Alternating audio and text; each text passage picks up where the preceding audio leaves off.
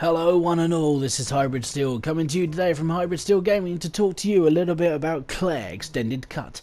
Now if you guys like this review at all, please hit the subscribe button below and the notifications button because I review every single free game that is available for PlayStation Network every single month. So without further ado, let's get into Claire Extended Cut.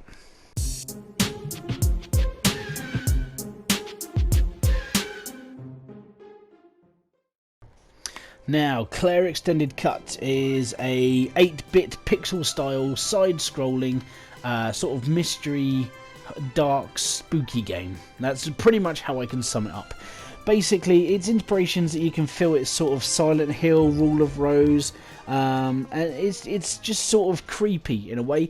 There's a lot of darkness in it, so you do have to make sure that you've got your brightness turned up on the screen, because a lot of the game is a little bit dark. I mean, the whole thing is basically dark, it's just you can see lights occasionally.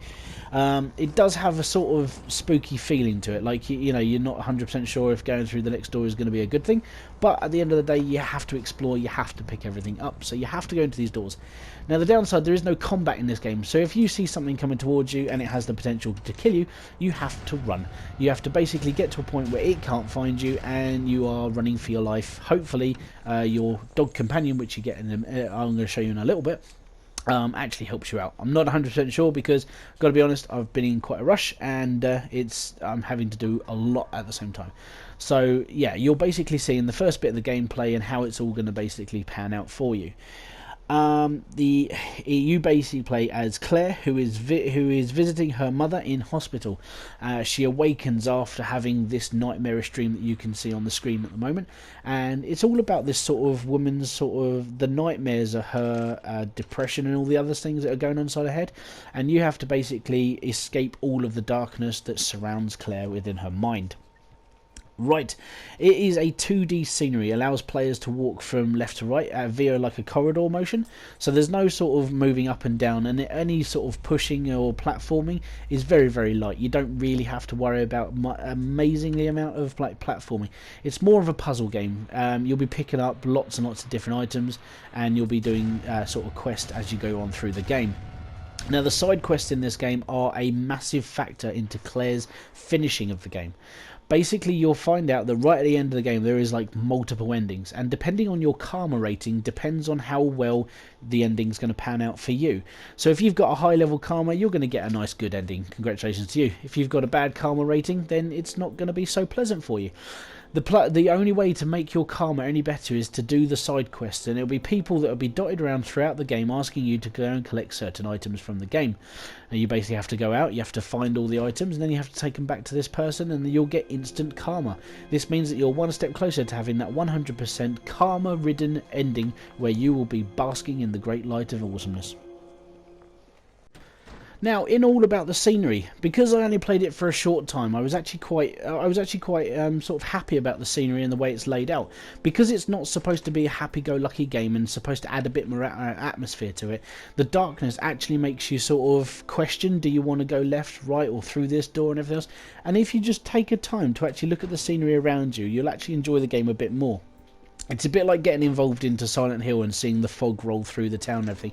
Basically, parts of this game turn into your nightmare, so the scenery changes, which is exactly the same as what happens in Silent Hill. This adds to the atmospheric sort of like darkness the game is actually going for. And if you're one of these people who likes to get into the sort of like the dark delvings of any game, this one is probably for you, because it actually comes with so much depth, but you don't really see much of the depth because it is only a 2D game, but you will be feeling it within what you're seeing on the screen. Now, Claire Extended Cut does come with a little bit of a laborious, sort of boring side to it as well. And this is the whole doing the side quests and picking up lots of stuff throughout the game. You'll be continuously backtracking left and right across the screen, trying to find certain objects to do all the mini quests. And all the bits and pieces, you have to explore quite a lot of the game in order for you to find all the bits that are actually in the game. So you'll be doing a lot of backwards and forwarding, you'll be doing a lot of seeing the same things. But there are different areas within the game. You're not just stuck in a hospital, so you can go everywhere else and actually enjoy what the game has to offer.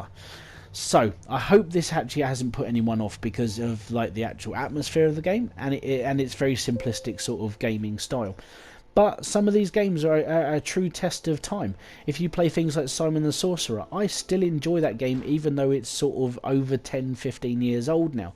But it's one of those sort of highlights that are in my mind that I've always had. And this might just be that one for you. You might look back in 10 years' time and go, I remember playing Claire Extended Edition because it had this, this, this, and this. I wish they would make games like this again. Maybe it's one of those. Maybe it's like a time-tested treasure that we all have to sort of enjoy over time. So, hopefully this hasn't put you off too much, and we will sort of end up with the gameplay and the score now. Now, the gameplay is very simple to pick up, very easy to understand. Basically, it's a mystery game with a little bit of puzzle making, tiny bit of like platforming, but nothing too taxing to the mind. The only thing you'd have to really do is keep going backwards and forwards within the game itself. So, I'm going to give this game an 8 out of 10, purely because it is a different concept, something that doesn't really get done a lot. Even the graphics don't really get done a lot. Most people are more interested in three-dimensional stuff now. This is a true test to actually see if people actually be more addicted to a 2D game than a 3D game, and see what a 2D game, small, tiny game like this has to offer. So thank you very much for joining me. This has been Hybrid Steel of Hybrid Steel Gaming. If you like this review or any of the other ones I have done before, please hit the subscribe button because I do this every month for every single game that comes out on PSN. Thank you very much for joining me. Peace out.